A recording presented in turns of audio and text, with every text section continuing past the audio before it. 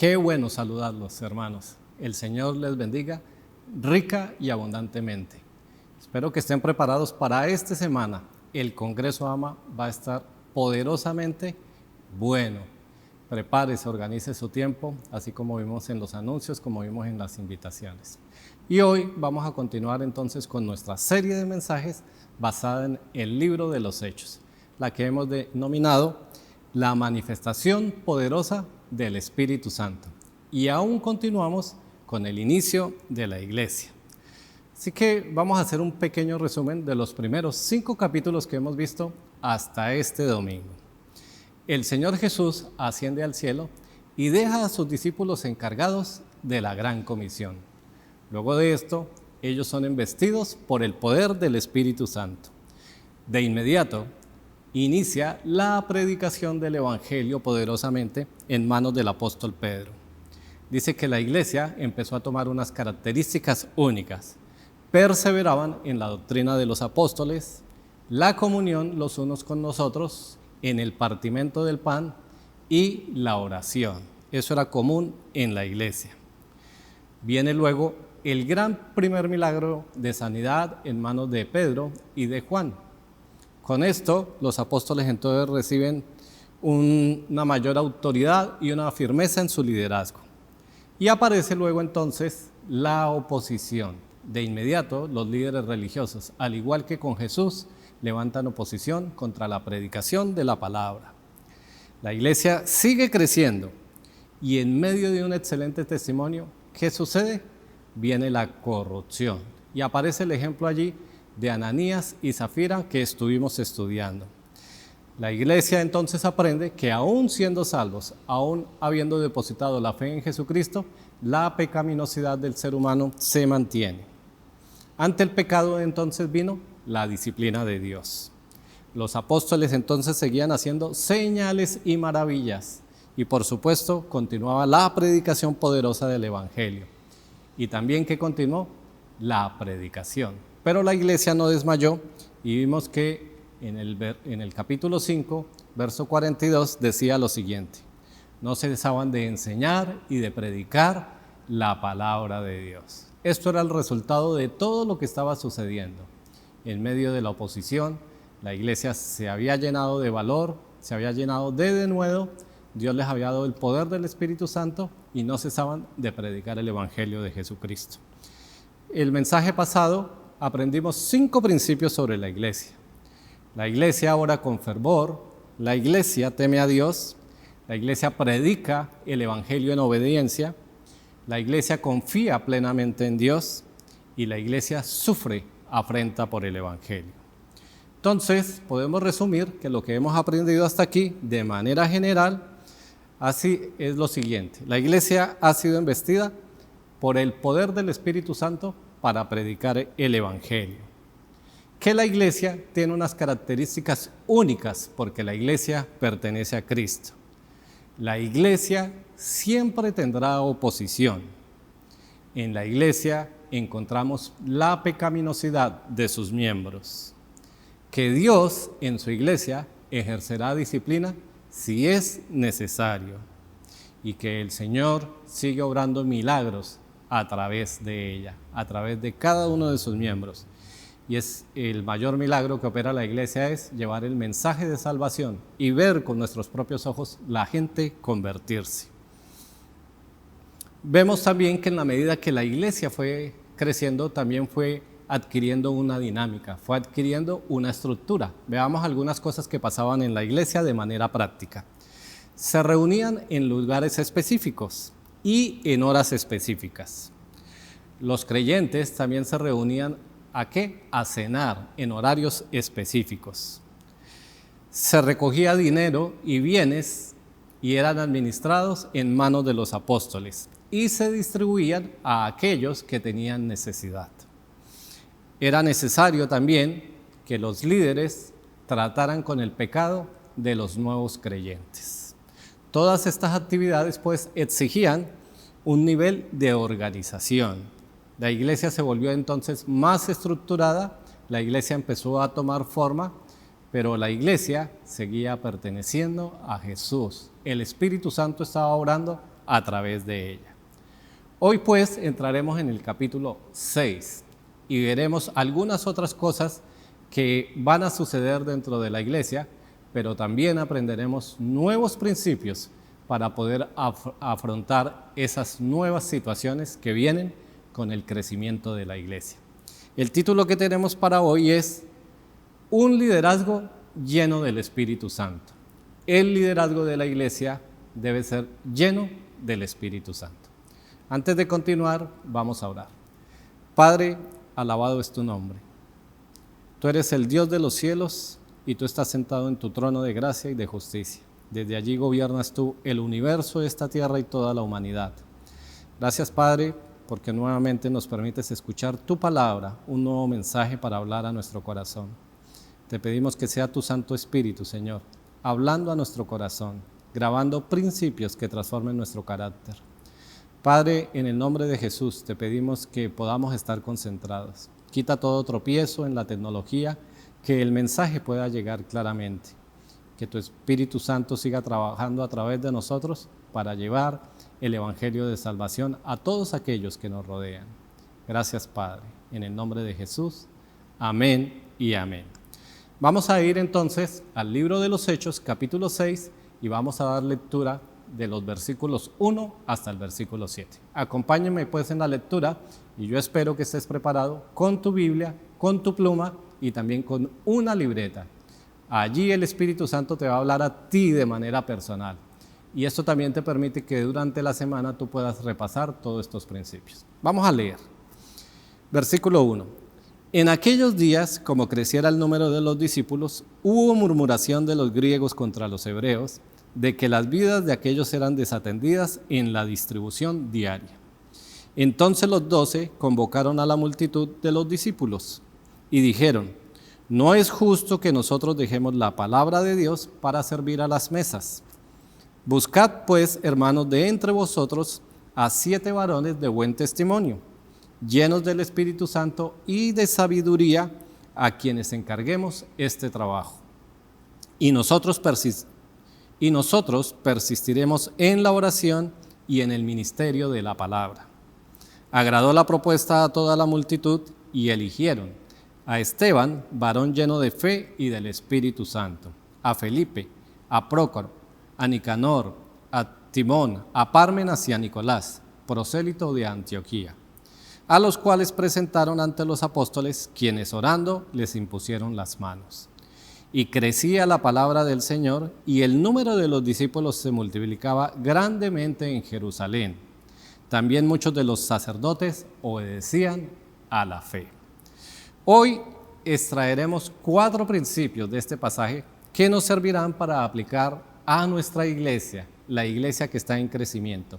Y digo para una iglesia que está en crecimiento, porque si una iglesia está muerta, pues sencillamente no está haciendo nada. Así que estos principios son los siguientes. La iglesia en crecimiento traerá conflictos. La iglesia requiere de un liderazgo. La iglesia requiere confiar en la dirección de Dios y la iglesia en crecimiento traerá más crecimiento. Vamos entonces a iniciar con nuestro primer principio. La iglesia en crecimiento traerá o puede traer conflictos. Vamos a ir al versículo 1. En aquellos días, como creciera el número de los discípulos, hubo murmuración de los griegos contra los hebreos, de que las viudas de aquellos eran desatendidas en la distribución diaria. Lo primero que podemos ver allí es que creció el número de los discípulos. En Hechos 4:4 se nos dice que los que creyeron eran como 4,000. Si nosotros hacemos una cuenta sencilla y colocamos 4 o 5 personas por familia, estamos hablando que la iglesia podía tener entre 15,000 y 20,000 personas. La iglesia estaba creciendo de una manera exorbitante, estaba creciendo de una manera muy rápida y además la iglesia requería una predicación. La iglesia estaba en predicación constante, la iglesia estaba enseñando la palabra de Dios y además la iglesia estaba preocupada por la oposición y también por la corrupción que se había presentado. Así que era mucho lo que había por hacer. De pronto aparece allí la murmuración. Los judíos griegos se quejaron de que los que eran de Jerusalén estaban desatendiendo en la provisión a sus viudas.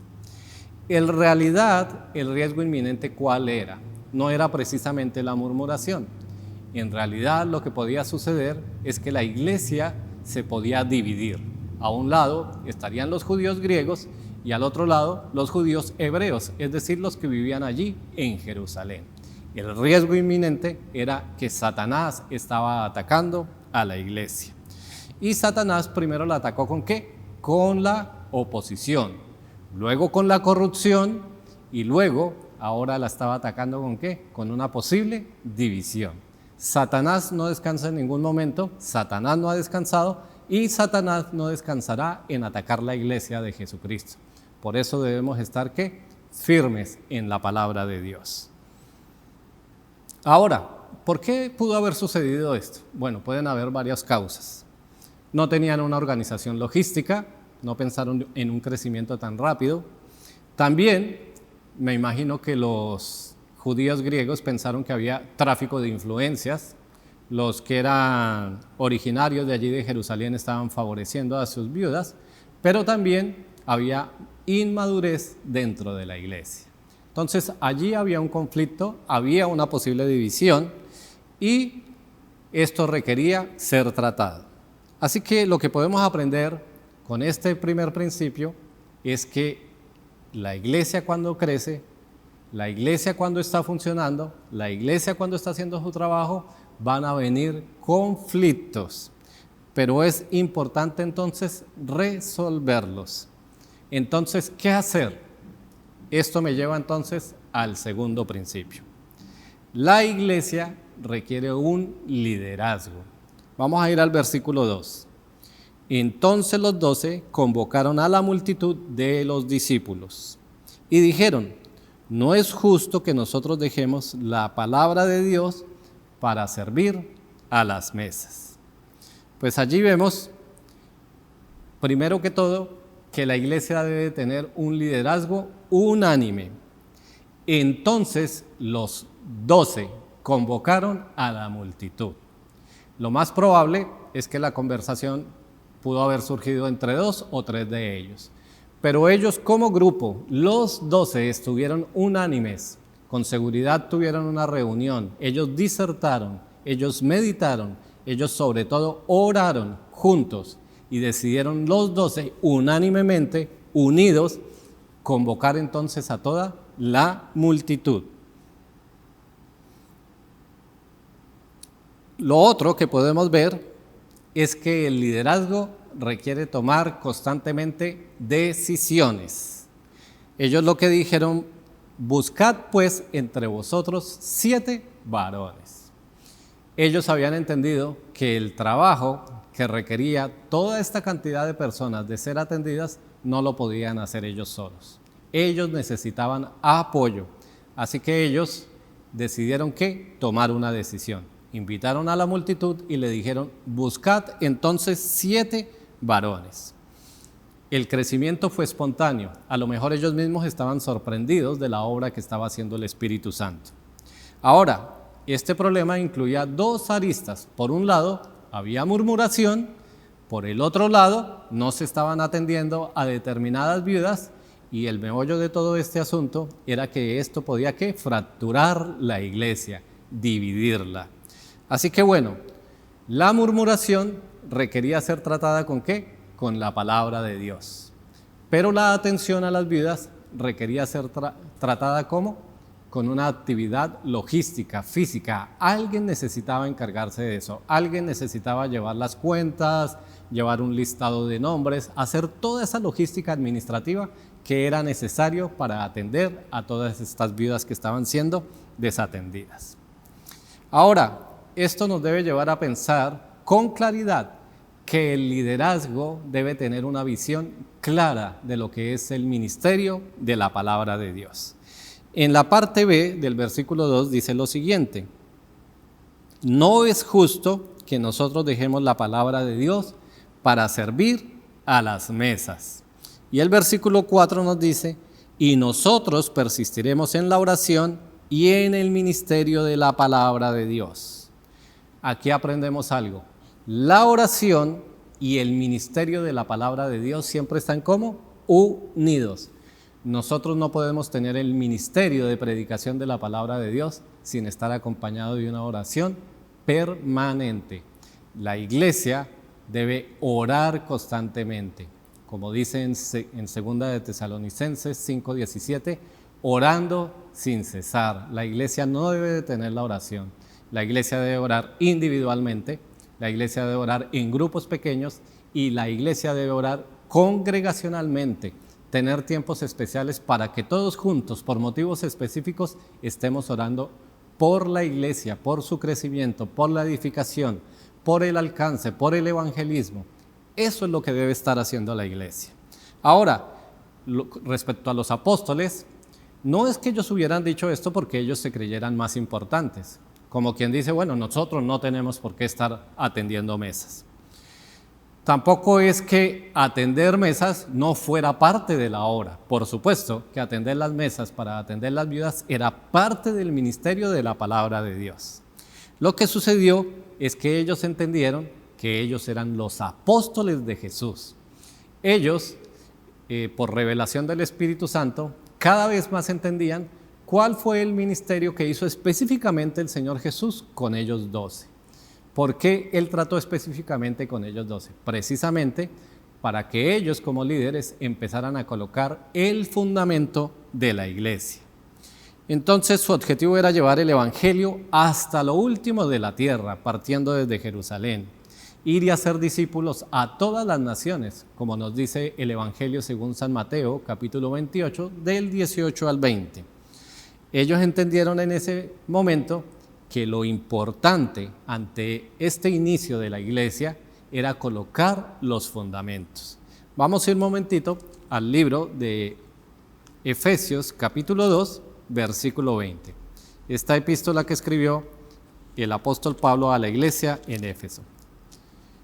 Efesios 2, versículo 20, edificados sobre el fundamento de los apóstoles y profetas, siendo la principal piedra del ángulo Jesucristo mismo. Esto fue lo que entendieron los apóstoles. Ellos eran el fundamento, pero la piedra, el ángulo, ¿quién era? Jesús mismo. Y eso era lo que estaban predicando ellos. Entonces, ellos no se desviaron de la visión. Ahora tenían más clara la visión que les había compartido el Señor Jesús. Los apóstoles fueron los primeros líderes de la iglesia, pero la iglesia fue creciendo, como hemos visto, y eso requería de más líderes. Entonces, esto nos lleva al tercer principio. La iglesia requiere confiar en la dirección de Dios. Vamos a ir al versículo 3. Buscad pues, hermanos, de entre vosotros a 7 varones de buen testimonio, llenos del Espíritu Santo y de sabiduría, a quienes encarguemos este trabajo. Ante el crecimiento, pues lo que vemos aquí es que vendrán nuevos líderes. Los apóstoles reunidos unánimemente le pidieron a toda la multitud de los discípulos que buscaran a 7 varones con 3 determinadas características. Pero lo interesante de todo esto es que ellos no pidieron que los trajeran de otros lados con cartas de referencia, ni mucho menos, sino que buscaran entre toda la congregación. Buscad entre vosotros. La guía del Espíritu Santo fue buscar líderes dentro de la propia congregación. Ahora aquí aprendemos varias cosas. Primero, ¿qué fue lo que se pidió? Que se buscara a 7 varones. Dios, en su sabiduría, descargó el liderazgo de la iglesia. Y cuando digo descargó, fue que le entregó la responsabilidad del liderazgo de la iglesia a los varones. Ahora, esto no es porque las mujeres no puedan. Sabemos que en nuestras iglesias las mujeres son una parte vital en el liderazgo de la iglesia. Pero el liderazgo de la palabra, el liderazgo final, siempre se lo entregó y se lo ha entregado a los varones. Esa es la gran responsabilidad que nos ha dado Dios a nosotros. Por eso, varones, les invito a que sean llenos de la palabra de Dios, porque ese liderazgo también nos lo dio ¿a dónde? en nuestros hogares. Necesitamos varones poderosos, llenos del Espíritu Santo, sabios y estudiosos de la palabra de Dios. Dice que las características de estos 7 varones deberían ser las siguientes. La primera era que fueran de buen testimonio. ¿Esto qué quiere decir? Que una persona que goza de buen testimonio dentro de la congregación es porque está sirviendo allí mismo. Es una persona que es visible a toda la congregación, es una persona que habla espiritualmente, es una persona madura, es una persona que tiene un corazón para servir y también es una persona que trata bien a los de afuera. Eso es tener un buen testimonio, que cuida lo que dice, que no se deja dominar por sus sentimientos, que no es emocional, sino que medita antes de tomar cualquier decisión. Tenían que gozar de buen testimonio para que gozaran de credibilidad. Lo otro es que deberían ser varones llenos del Espíritu Santo. Esto quiere decir, nuevamente, una persona llena de la palabra de Dios, una persona madura espiritualmente, pero sobre todo una persona que conoce los preceptos, los mandamientos de la palabra de Dios y los cumple. Vamos a ir un momentito a Efesios capítulo 5, versículos 17 y 18. Efesios 5, 17 y 18. Por tanto, no seáis insensatos, sino entendidos de cuál sea la voluntad del Señor. No os embriaguéis con vino, en lo cual hay disolución, antes bien sed llenos del Espíritu Santo. Una persona entonces llena del Espíritu Santo es una persona que está buscando constantemente la voluntad de Dios para su vida y para su iglesia. Y también dice el tercer requisito que estos varones deberían ser sabios. Como decía, es una persona que no es emocional, no es una persona que es parcializada, es una persona que se aleja de la murmuración, que se aleja del chisme, es una persona que es analítica desde el punto de vista del Espíritu Santo, que medita, que cada circunstancia que encuentra en su vida, que cada circunstancia que encuentra en la congregación, la lleva a la palabra de Dios. No la lleva a otros para que se agranden las murmuraciones, sino que él encaja cada situación específica en la palabra de Dios para encontrar una respuesta para poder hablar.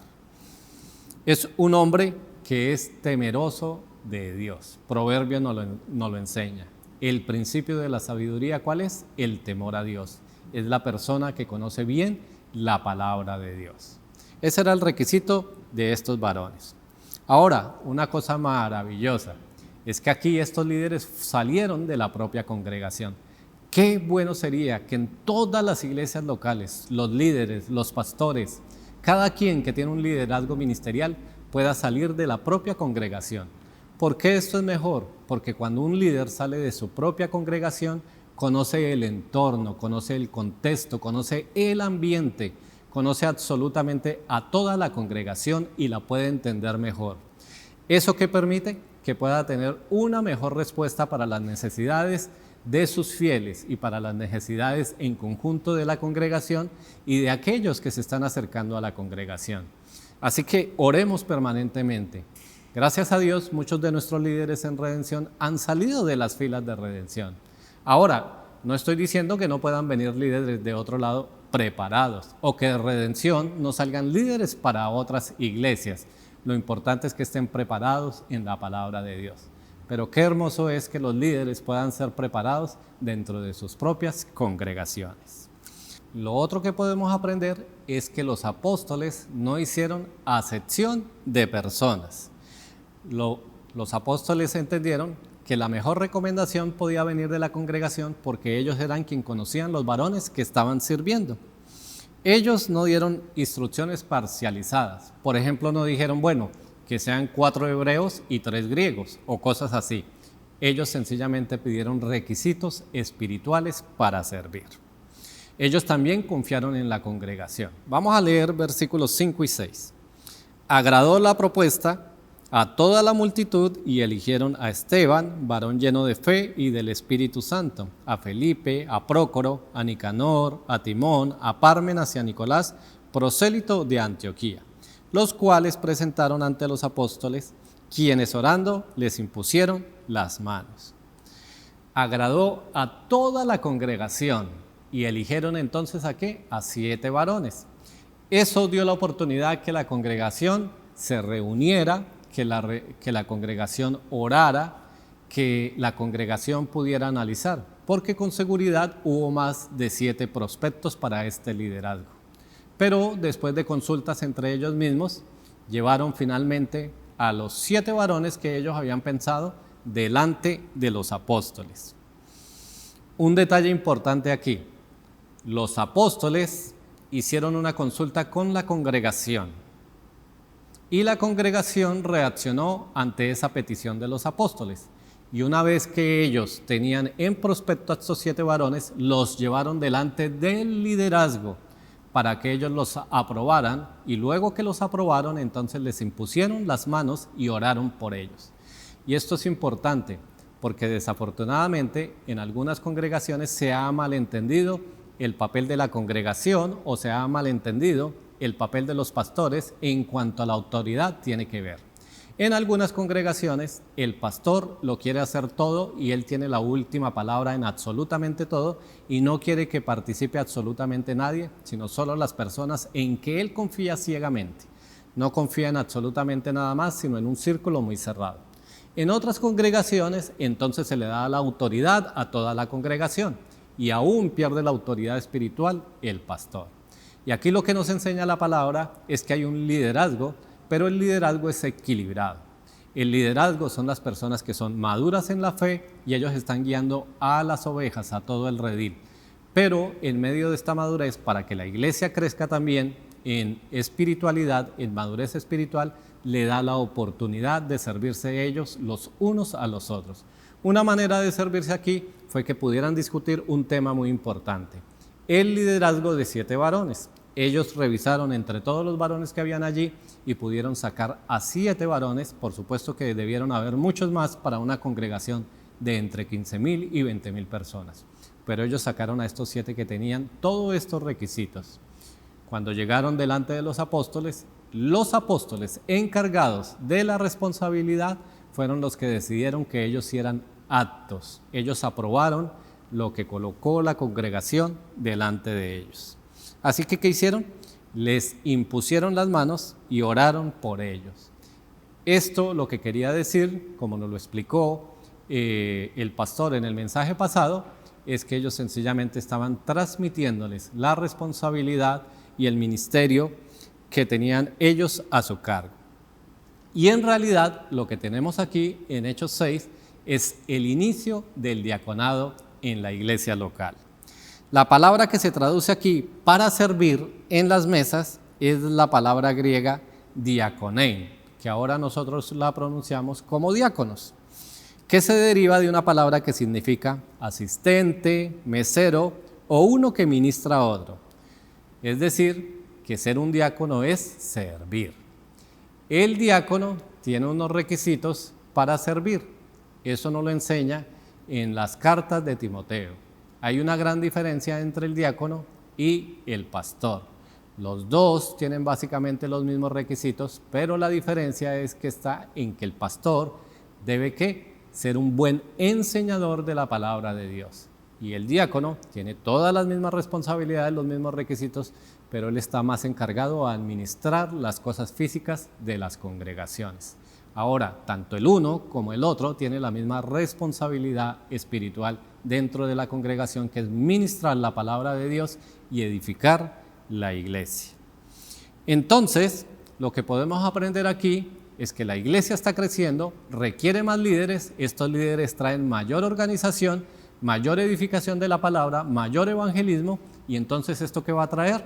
Más crecimiento, lo que nos trae a nuestro cuarto principio. La iglesia en crecimiento trae más crecimiento. Vamos a verlo en el versículo 7. Y crecía la palabra del Señor, y el número de los discípulos se multiplicaba grandemente en Jerusalén. También muchos de los sacerdotes obedecían a la fe. Dice entonces allí que la palabra del Señor crecía. Estos nuevos creyentes fueron ¿qué? apasionados por lo que había sucedido con sus vidas. Una vez que ellos entendieron su salvación por medio de la fe en Jesucristo, recordemos que muchos de ellos, lo más probable es que vieron a Jesús crucificado. Cuando ellos entendieron este sacrificio, pudieron entender la magnitud de la obra expiatoria de Jesucristo en la cruz. Y sin detenerse, lo que hicieron que fue predicar la palabra de Dios, predicar en sus familias, en sus amigos, en sus trabajos, el evangelio de salvación, las buenas nuevas del evangelio. Y dice también que los discípulos se multiplicaban. La gran comisión, como la conocemos nosotros, Mateo 28, 18 al 20, dice: id y haced discípulos a todas las naciones. La iglesia estaba creciendo, pero podemos ver aquí que dice que los discípulos también iban creciendo. Definitivamente que los apóstoles llenos del Espíritu Santo estaban trabajando en la administración de la palabra de Dios. No dejaban a las personas por ahí sueltas, sino que habían organizado, como vimos al inicio, reuniones en las casas, les habían hablado de la importancia de estar unánimes, de ser bondadosos, de tener un corazón lleno de compasión, de misericordia como el que tuvo Jesús, para que se ayudaran los unos a los otros. Y ellos estaban experimentando eso. La iglesia primitiva, como lo dije en un mensaje pasado, debería ser a esa iglesia que nosotros apuntemos. Esa es la iglesia ideal, una iglesia desprendida, con un corazón lleno de amor, con un corazón lleno de pasión por predicar el evangelio, con un corazón lleno de compasión, de bondad, de benignidad, para demostrar el amor de Jesucristo de manera práctica a otros. También muchos de los sacerdotes obedecían la fe. Esto es interesante, a lo mejor esta frase se lee demasiado rápido, pero con seguridad que los apóstoles y hombres ya preparados en la palabra de Dios se tomaron el tiempo para compartir el evangelio con los sacerdotes. Recordemos que los sacerdotes venían de tradición, ellos pertenecían a la tribu de Leví y con seguridad estaban llenos de conocimiento de lo que era el Antiguo Testamento y estaban firmes en esas creencias que ellos tenían. Los hombres que estaban llenos de la palabra de Dios, del evangelio de salvación en Jesucristo, debieron haber hablado con ellos profundamente, con seguridad que tomaron largas horas para que estos sacerdotes pudieran entender la obra expiatoria de Jesucristo en la cruz. Y dice que muchos de ellos se convertían. El pueblo, todo el pueblo de Jerusalén, tenía en alta estima a la iglesia por lo que ellos estaban haciendo. Una persona, o aún hoy en día cuando nosotros vemos noticias o escuchamos noticias, y sale de pronto una persona que tiene una buena intención y la lleva a la práctica. Por ejemplo, un filántropo que dona millones de dólares para la lucha contra el cáncer o para una investigación o para una enfermedad en especial. Eso impacta nuestro corazón y dice, wow, todavía en el mundo hay personas de buen corazón. La iglesia en Jerusalén estaba causando ese impacto en toda la población. Y dice aquí en Hechos que ellos gozaban de muy buena estima dentro de la sociedad. Eso es algo importante para que nosotros lo tengamos en cuenta. Eso es una pregunta que debemos hacernos a nuestro corazón. ¿Soy yo de buen testimonio para la sociedad que me rodea? ¿O estoy predicando por contención y siempre estoy juzgando? Necesitamos tener un corazón lleno de amor en la predicación del evangelio. Podemos entonces darnos cuenta que la organización de la iglesia se debió al mover del Espíritu Santo. Nosotros no podemos pensar en crear una organización y ahora pedirle al Espíritu Santo que venga y haga algo dentro de nuestra organización. Eso no es lo que nos enseña la palabra de Dios. La iglesia es un organismo viviente que se mueve conforme al mover del Espíritu Santo. El Espíritu Santo es el que está encargado de guiar a la iglesia a través del liderazgo hacia dónde ir. Y en la medida que el Espíritu Santo nos vaya guiando, entonces la iglesia, en cabeza de su liderazgo, va desarrollando los ministerios, las obras de amor, las obras sociales que debes estar haciendo. Entonces, eso es importante. No podemos establecer unas estructuras rígidas y que no tengan ningún movimiento, porque entonces no podemos hacer eso. Tampoco podemos dejar de tener una estructura organizacional, porque entonces nos volveríamos desordenados, y Dios es un Dios de orden.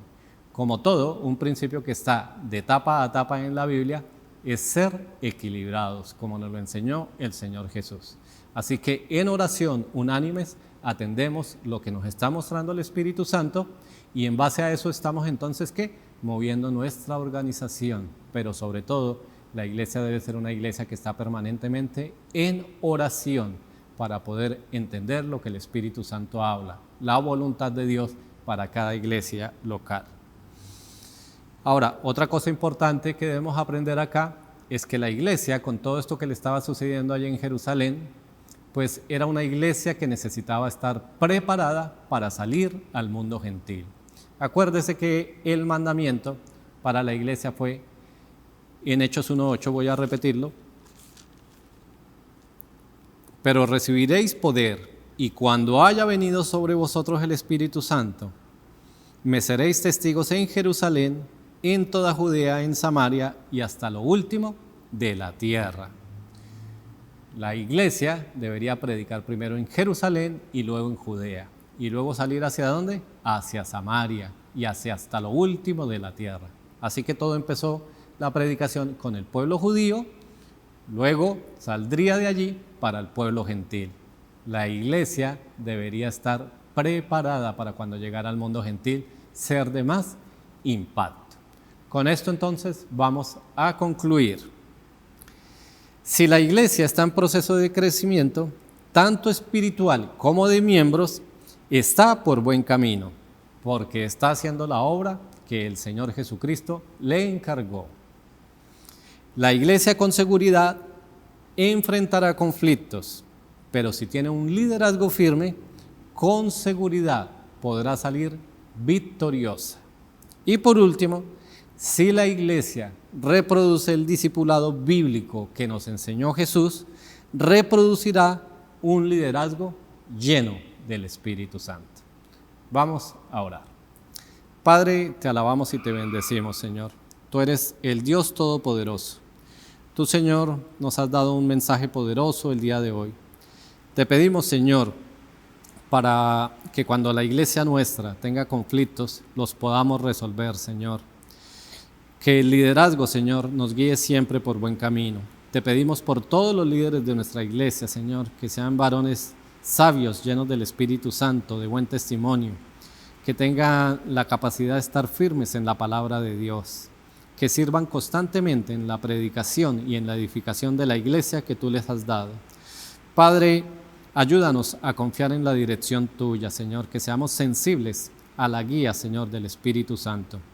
Y Padre, ayúdanos para que la iglesia pueda seguir creciendo en sabiduría, en madurez espiritual, pero también en miembros, Señor.